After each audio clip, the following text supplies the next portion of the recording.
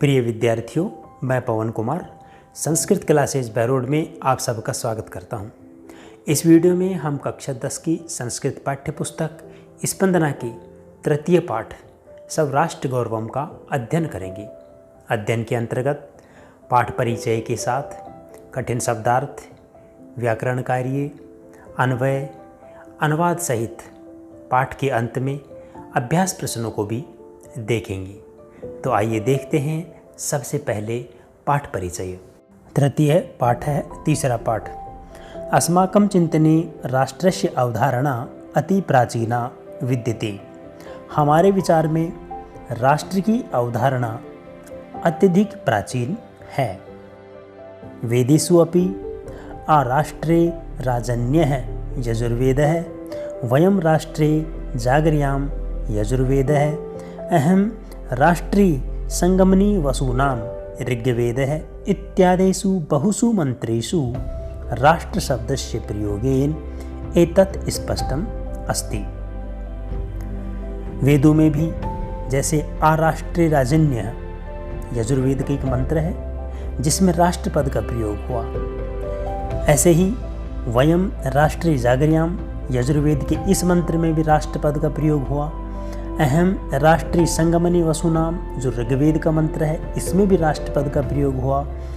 आदि बहुत से मंत्रों में राष्ट्र शब्द का प्रयोग होने से ये स्पष्ट होता है कि राष्ट्र की जो अवधारणा है वह आज की नहीं अपितु बहुत ही प्राचीन काल की है। अस्मदीया राष्ट्र संबंधिनी अवधारणा अर्वाचीना पश्चिमात् च आगता इति ये मन्यन्ते ते वस्तुतः भ्रांताः सन्ति। हमारी राष्ट्र संबंधी जो अवधारणा है वह नवीन है और पश्चिम के देशों से आई है, ऐसा जो मानते हैं वास्तव में वे भ्रमित हैं। अस्माकम् इदं भारतवर्षम् एकं चिरपुरातनं सनातनं च राष्ट्रं वर्तते।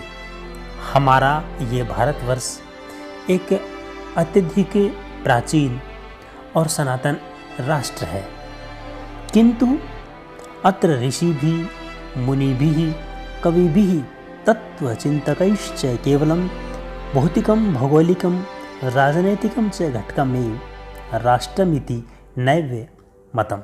किंतु हमारे यहाँ ऋषियों ने, मुनियों ने, कवियों ने और तत्वचिंतकों ने केवल भौतिक, भौगोलिक और राजनीतिक घटक को ही राष्ट्र नहीं माना है। राष्ट्रमिति यत् उच्यते तत् अत्र एकम चेतनम सांस्कृतिकम घटकम मतम। जो राष्ट्र कहा जाता है वहाँ एक चेतन और सांस्कृतिक घटक माना गया है। वयम इदम राष्ट्रदेवम मन्यामहे।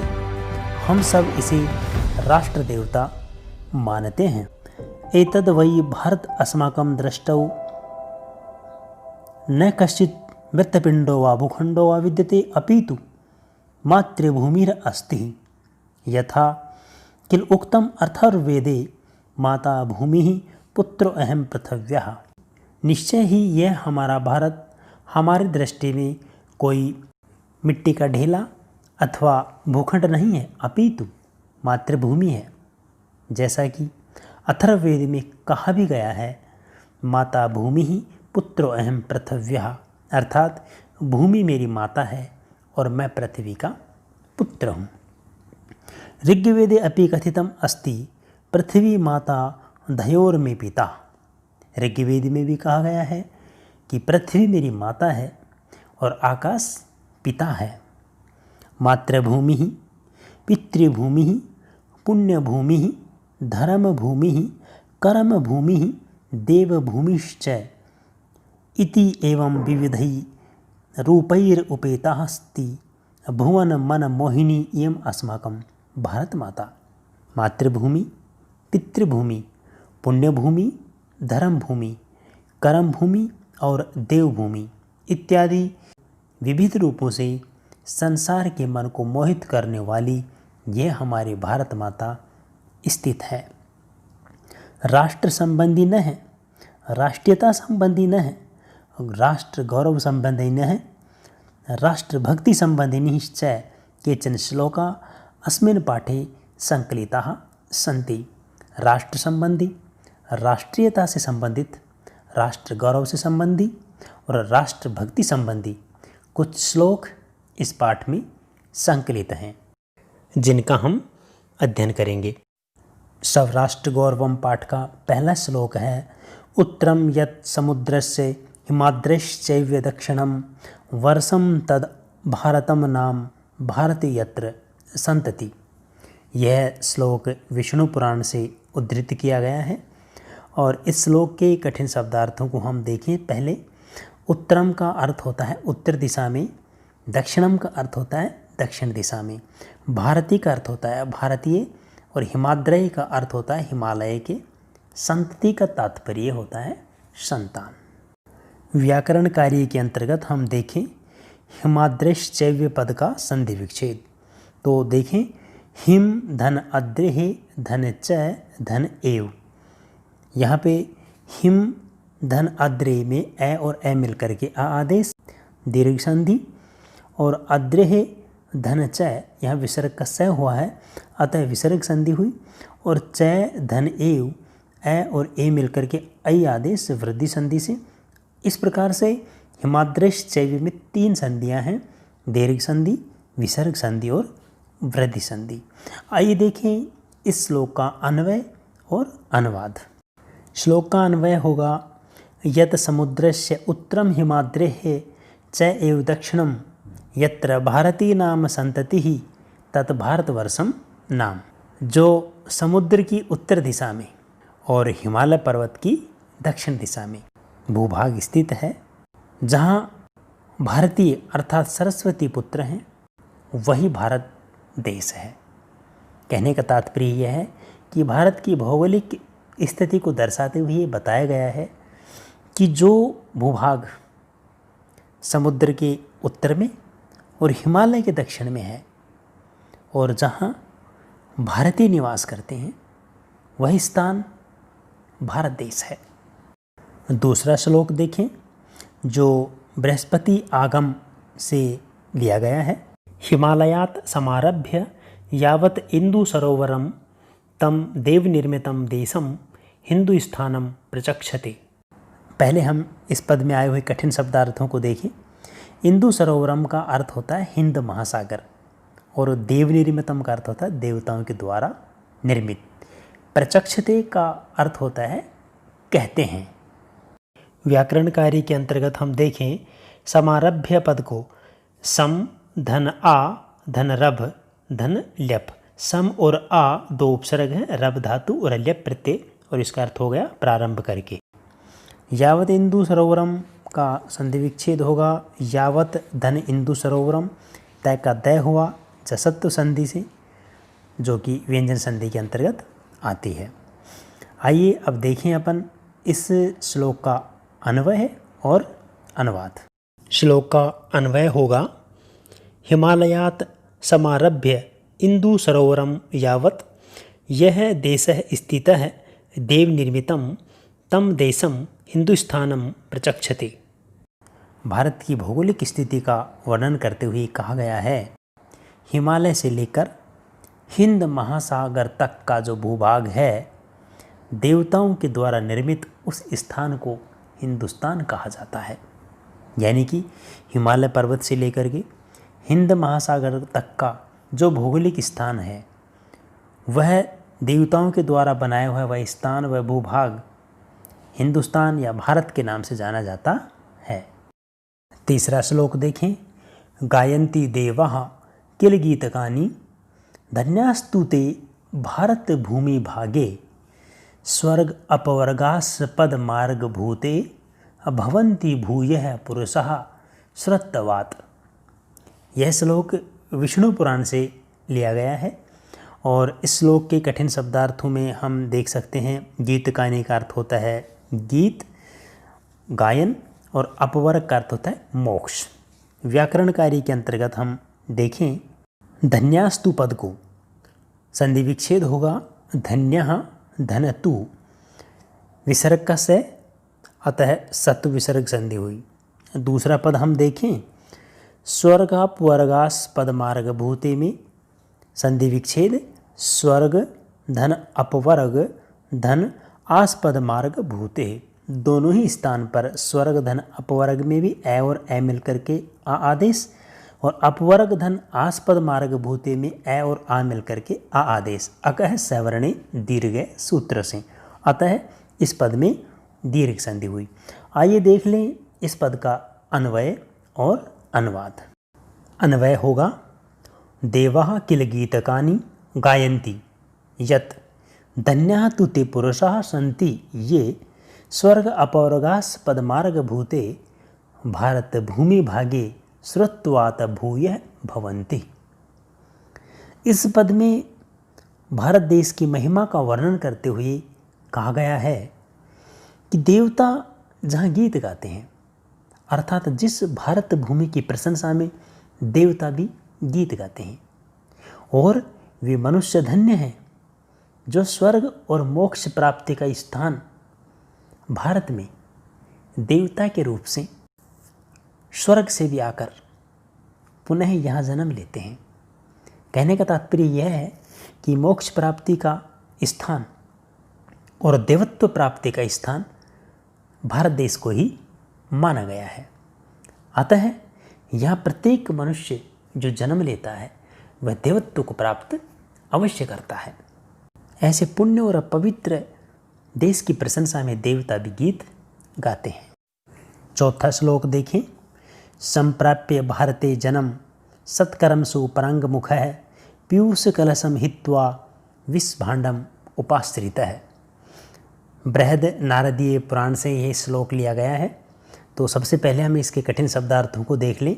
संप्राप्य का तात्पर्य होता है प्राप्त करके, और सत्कर्मसु श्रेष्ठ कर्मों के विषय में, परांगमुख है प्रतिकूल, और पीयूष का अर्थ होता है अमृत, हित्वा पद का अर्थ होता है छोड़ करके या त्याग करके।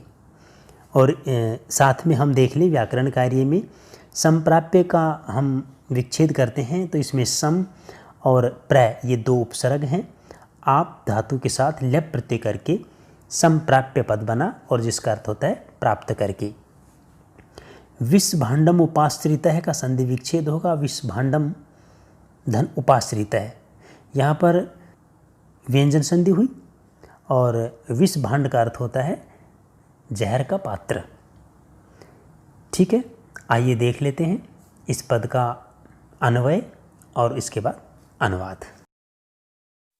अन्वय होगा भारते जन्म संप्राप्य अपि यो जनः सत्कर्मसु परांगमुखः भवति सः पीयूषकलशं हित्वा विषभाण्डम उपाश्रितः। इसका अनुवाद होगा कि जो व्यक्ति भारत जैसे पवित्र देश में जन्म प्राप्त करके भी श्रेष्ठ कर्मों से विमुख हो जाता है, वह ठीक उसी प्रकार से व्यवहार करता है जैसे कि कोई व्यक्ति पीयूष कलश यानी कि अमृत के कलश को छोड़ करके जहर के घड़े को प्राप्त कर लेता है, ग्रहण कर लेता है। तो कहने का मतलब यह है कि भारत जैसे पवित्र और पावन देश में जो व्यक्ति जन्म प्राप्त करके भी सत्कर्मों को नहीं करता, वह अमृत के घड़े को छोड़कर जहर के पात्र को ग्रहण करने वाला होता है। भाव यह है कि ऐसे पवित्र देश में जन्म लेने के बाद तो व्यक्ति को निश्चित रूप से श्रेष्ठ कर्म करने चाहिए ताकि वह मोक्ष और देवत्व को प्राप्त कर सके। पांचवा श्लोक देखें। एतत् देश प्रसूतस्य सकाशादग्रजनमनः स्वयं स्वयं चरित्रं शिक्षेरन् पृथिव्यां सर्वमानवाः। यह श्लोक महर्षि मनु प्रणीत मनुस्मृति से लिया गया है। इसके कठिन शब्दार्थों को हम देखें। एतत् देश प्रसूतस्य का अर्थ होता है जिस देश में पैदा हुए के, सकाशात पास से, नज़दीक से, समीपता से, अग्रजनमनः का अर्थ होता है श्रेष्ठ जनों के, और शिक्षेरन का अर्थ होता है शिक्षा प्राप्त करे। व्याकरण कार्य में हम इसमें देख सकते हैं सकाशाद अग्रजनमनः, सकाशात धन अग्रजनमनः, यहाँ पे तय का दय जसत्व संधि जो व्यंजन संधि के अंतर्गत आती है। आइए देखें अन्वय और अनुवाद। इस श्लोक का अन्वय होगा, एतत् देश प्रसूतस्य अग्रजन्मनः सकाशात् पृथिव्यां सर्वमानवाः स्वयं स्वयं चरित्रं शिक्षेरन्। विश्व में गुरु के पद पर आरूढ़ भारतवर्ष में रहने वाले विद्वान लोगों की महिमा का गुणगान करते हुए संसार के लोगों को उपदेश और अपने चरित्र की शिक्षा ग्रहण करने के लिए महर्षि मनु कहते हैं कि इस भारत में उत्पन्न हुए श्रेष्ठ जनों के पास से पृथ्वी पर सभी मनुष्यों को अपने अपने अनुसार गुण, व्यवहार, आचरण आदि की शिक्षा प्राप्त करनी चाहिए। यानी कि महर्षि मनु ये कहते हैं कि भारत देश के श्रेष्ठ लोगों से संसार के सभी लोगों को अपने चरित्र की, अपने आचरण की, अपने गुण और व्यवहारों की शिक्षा अवश्य ग्रहण करनी चाहिए। अगला छठा श्लोक देखें। अपि स्वर्णमयी लंका नैमे लक्ष्मण रोचते जननी जन्मभूमिश्च स्वर्गादपि गरीयसी। अज्ञात द्वारा लिखित इस श्लोक में भगवान श्री राम के माध्यम से जननी और जन्मभूमि के महत्व को दर्शाया गया है। इसका अनुवाद करने से पहले हम श्लोक में आए कठिन शब्दार्थों को और व्याकरण कार्यों को देख लें। कठिन शब्दार्थों के अंतर्गत देखें, में का अर्थ होता है मुझको, रोचते अच्छी लगती है, जननी माता, स्वर्गातपि स्वर्ग से भी, और गरीयसी बढ़कर या महान या गौरवशाली। व्याकरण कार्य में हम देख लें, जन्मभूमिश्च पद को देखें। जन्मभूमि ही धन च, यह विसर्ग का स हुआ, अतः सत्तु विसर्ग संधि। और स्वर्गादपि का संधि विच्छेद होगा, स्वर्गात धन अपि तय का दय व्यंजन संधि के अंतर्गत जसत्व संधि। आइए अब देखें अपन इस श्लोक का अन्वय और अनुवाद। श्लोक का अन्वय होगा, हे लक्ष्मण, स्वर्णमयी अपि लंका में न रोचते जननी जन्मभूमिश्च स्वर्गादपि गरीयसी भवति। इस श्लोक में भगवान श्री राम के माध्यम से माँ और मातृभूमि के महत्व को, उसके गौरव को बताया गया है।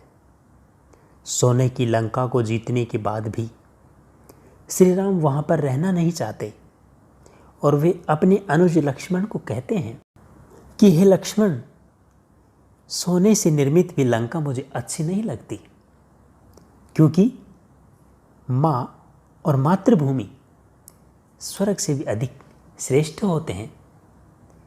इसी वजह से यह वैभवशाली और स्वर्ण निर्मित लंका मुझे आकर्षित नहीं करती, क्योंकि माँ और मातृभूमि का जो महत्व है वो स्वर्ग से भी बड़ा होता है। इसलिए मुझे अपनी मातृभूमि और अपनी माँ के पास ही जाना है। अगला 7वां श्लोक जो अमृत वाघवाचार्य द्वारा लिखा हुआ है। राष्ट्रदृष्टिम नमस्यामो राष्ट्रमंगलकारिणीम जया विना न पश्यन्ति राष्ट्रम सवनिकटस्थितम। इस श्लोक में आए हुए कठिन शब्दार्थों को देखें।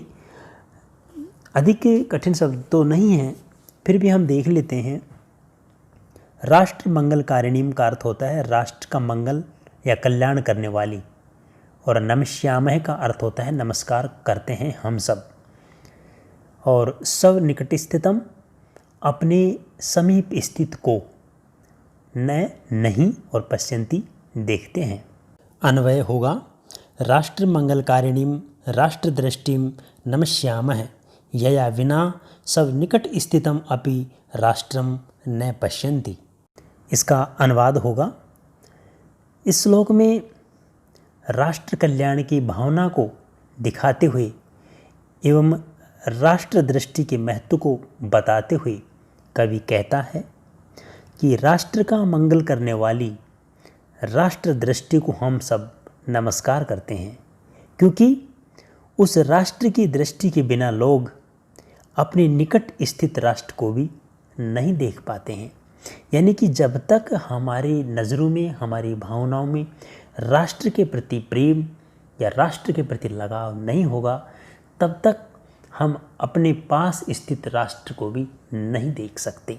यानी कि हमें अपने राष्ट्र से, अपनी भावनाओं से जुड़ा हुआ होना चाहिए। आइए देखें अगला श्लोक 8वां, जो तदेव द्वारा लिखा हुआ है। समान संस्कृति मताम यावती पितृपुण्यभूः तावतीं भूम आवृत्य राष्ट्रम एकम निगद्यते। पद में आए कठिन शब्दार्थों को देखें। यावती का अर्थ होता है जितनी, तावतीम उतनी को, भुवम पृथ्वी को, आवृत्य का अर्थ होता है ढक करके, और निगद्यते का अर्थ होता है कहते हैं। व्याकरण कार्य में हम इसमें देख सकते हैं भुवम वावृत्य, इसका संधि विच्छेद पद होगा भुवम धन आवृत्य व्यंजन संधि, और राष्ट्रम एकम का संधि विच्छेद होगा राष्ट्रम धन एकम, इसमें भी व्यंजन संधि। आइए पद का अन्वय देखें और उसके बाद देखें अनुवाद। श्लोक का अन्वय होगा समान संस्कृति मताम जनानाम यावती पितृपुण्यभूः तावतीं भुवम आवृत्य एकम राष्ट्रम निगद्यते। इसका अनुवाद होगा, इस पद में एक समान संस्कृति वाले लोगों के भूभाग को एक राष्ट्र कहते हुए कहा गया है कि एक समान संस्कृति को मानने वाले लोगों की जितनी पैतृक पवित्र भूमि है, उतनी भूमि को एक राष्ट्र कहा जाता है। यहाँ पे राष्ट्र को परिभाषित करते हुए बताया गया है कि जितने भूभाग पर एक समान संस्कृति वाले लोग निवास करते हैं, उस पैतृक पवित्र भूमि को एक राष्ट्र कहा जाता है। अगला श्लोक, श्लोक संख्या 9, तदेव द्वारा लिखा हुआ। पितृभूत्वं पुण्यभूत्वं द्वयं यस्य न विद्यते तस्य स्वत्वं तत्र राष्ट्रे भवितुं न किल अर्हति। पद के कठिन शब्दार्थों को देखें। पितृभूत्वं पैतृक भूमि का भाव, यानी कि पैतृक भूमि। मातृभूत्वं मातृभूमि, स्वत्वं अपनापन, अपनेपन का भाव, न अर्हति नहीं हो सकता है। व्याकरण कार्य के अंतर्गत हम देख सकते हैं किलार्हति पद को, किल धन अर्हति, ए धन ए बराबर आ, और इस पद में हुआ दीर्घ संधि, सूत्र हुआ अकह सवर्णे दीर्घ है। आइए देखते हैं पद का अन्वय और अनुवाद। श्लोक का अन्वय होगा पितृभूत्वं पुण्यभूत्वम् इति द्वयं यस्य न विद्यते तस्य तत्र राष्ट्रे स्वत्वं भवितुं न अर्हति किल। आइए देखें श्लोक का अनुवाद। इस श्लोक के माध्यम से बताया गया है कि किस प्रकार से व्यक्ति के अंदर अपने राष्ट्र के प्रति अपनापन पैदा होता है। जिसका जहाँ पैतृक भाव और पुण्य भाव दोनों नहीं होते हैं, उसका उस राष्ट्र में अपनेपन का भाव भी नहीं हो सकता है। अर्थात राष्ट्र के प्रति अपनत्व का भाव पैतृक भाव और पुण्य भाव से ही उत्पन्न होता है। इसलिए जहाँ हमारा पैतृक भाव होगा, जहाँ हमारे भावनाओं में पवित्रता होगी, वहाँ और उस राष्ट्र के प्रति हमारे हृदय में अपनेपन का भाव भी उत्पन्न होगा। अगला श्लोक, श्लोक संख्या 10 देखें। राष्ट्रस्य उत्थान पतने राष्ट्रियान अवलंब्य ही भवतः सर्वदा तस्मात् शिक्षणीयः तु राष्ट्रीयः। तद्देवी के द्वारा लिखे हुए इस श्लोक के कठिन शब्दार्थों को देख लें। राष्ट्रियान का अर्थ होता है राष्ट्र के निवासियों का, अवलंब्य का अर्थ होता है सहारा लेकर के, आश्रय लेकर के, उत्थान पतने का अर्थ होता है विकास और पतन, शिक्षणीय का अर्थ होता है शिक्षित करना चाहिए। व्याकरण कार्य में हम देख सकते हैं राष्ट्रस्युत्थान पतने पद का संधि विच्छेद। संधि विच्छेद होगा राष्ट्रस्य धन उत्थान पतने, ए और उ मिलकर के ओ आदेश आदि गुण सूत्र से गुण संधि। इसी प्रकार से हम देखें भवतः सर्वदा, जहाँ भवतः है धन सर्वदा, यहाँ विसर्ग का स हुआ तो संधि होगी सत्व विसर्ग। आइए देखें पद का अन्वय और अनुवाद। पद का अन्वय होगा राष्ट्रियान अवलंब्य ही राष्ट्रस्य उत्थान पतने भवतः तस्मात् राष्ट्रीयः तु सर्वदा शिक्षणीयः। इस श्लोक के माध्यम से कवि राष्ट्र की उन्नति, उसका उत्थान, उसका पतन आदि कारणों को दर्शाते हुए एवं सभी लोगों को राष्ट्र के प्रति कल्याण की भावना से ओतप्रोत शिक्षा देने की कामना करते हुए कहते हैं कि राष्ट्र के निवासियों का सहारा लेकर ही हमेशा राष्ट्र का उत्थान और पतन होता है। इसलिए राष्ट्र के निवासियों को हमेशा राष्ट्र भावना की शिक्षा देनी चाहिए। भाव यह है कि कोई भी राष्ट्र अपने नागरिकों के सहारे ही विकास करता है और अपने नागरिकों के सहारे ही पतन को प्राप्त करता है। यानी कि जिस राष्ट्र के लोग अपने राष्ट्र के प्रति समर्पित होते हैं वह राष्ट्र उन्नति को प्राप्त करता है, और जो लोग या जिन लोगों के हृदय में राष्ट्र के प्रति किसी प्रकार का सम्मान नहीं होता, अपनापन नहीं होता, वह राष्ट्र अवनति को प्राप्त होता है। इसलिए ये आवश्यक है कि सभी नागरिकों को, राष्ट्र के निवासियों को राष्ट्र प्रेम की शिक्षा अवश्य देनी चाहिए। आइए देखें अगला श्लोक। श्लोक संख्या 11 है। विद्या शस्त्रम च शास्त्रम च द्वे विद्ये प्रतिपत्तये शस्त्रेण रक्षिते राष्ट्रे शास्त्र चर्चा प्रवर्तते। श्लोक में आए कठिन शब्दार्थों को देख ले। प्रतिपत्तये का अर्थ होता है प्राप्ति के लिए, राष्ट्रीय रक्षिते का अर्थ होता है राष्ट्र के सुरक्षित होने पर। इस श्लोक का अन्वय देख लें। शस्त्रम च शास्त्रम च इति द्वे विधे प्रतिपत्तयेस्तः शस्त्रेण राष्ट्रे रक्षिते सति शास्त्र चर्चा प्रवर्तते। चाणक्य नीति से संकलित इस श्लोक के माध्यम से कवि शस्त्र विद्या और शास्त्र विद्या का उल्लेख करते हुए शस्त्र से सुरक्षित राष्ट्र में ही शास्त्रों की चर्चा का औचित्य बताते हुए कहते हैं कि शस्त्र विद्या और शास्त्र विद्या ये दो विधाएं ज्ञान प्राप्ति के लिए होती हैं, लेकिन शस्त्र के द्वारा राष्ट्र के सुरक्षित होने पर ही शास्त्रों की चर्चा करनी चाहिए। कहने का मतलब यह है कि शास्त्र चर्चा उसी राष्ट्र में हो सकती है जो राष्ट्र सुरक्षित है, जिसमें शांति है, अमन है, माहौल है। इसलिए ज़रूरी है कि राष्ट्र सुरक्षित हो। सबसे पहला कर्तव्य है हमारे सभी राष्ट्र के निवासियों का कि वे अपने राष्ट्र को सुरक्षित रखें। शस्त्रों के द्वारा सुरक्षित राष्ट्र में ही विद्या और शास्त्रों की चर्चा होना संभव हो सकता है। मैं आशा करता हूँ कि वीडियो आपके अध्ययन में सहायक होगा, तो लाभ उठाइए, शेयर कीजिए और लाइक कीजिए। यदि चैनल को आपने सब्सक्राइब नहीं किया तो सब्सक्राइब अवश्य कर लें। अगले वीडियो में हम इसी पाठ के महत्वपूर्ण अभ्यास प्रश्नों को लेकर फिर उपस्थित होंगे।